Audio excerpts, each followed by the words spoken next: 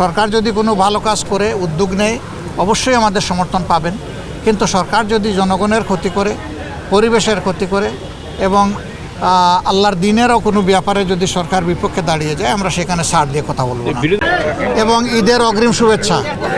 আর সবাই মিলে আসেন, আমরা আল্লাহর দরবারে দোয়া করি যেন সবাই মিলেমিশে দেশটাকে আমরা সুন্দর করতে পারি।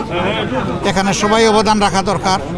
সরকারি দল, বিরোধী দল, নির্দলীয় যারা আছেন, এই সমাজকে আমরা ভালোবাসি। এই দেশ আমাদের প্রিয় দেশ।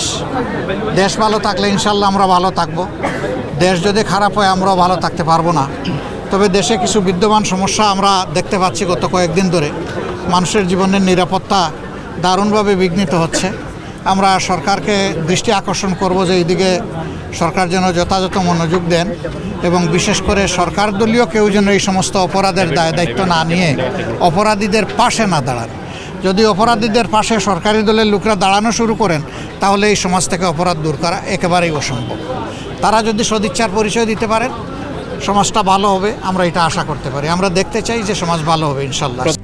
RICL TMX, যুগের পর যুগ স্থাপনা থাকে মজবুত। বিরোধী দলীয় নেতা হিসেবে আসি নাই, আমি শফিকুর রহমান হিসেবে আপনাদের মানুষ আপনাদের কাছে এসেছে, এটাই আমার অনুভূতি।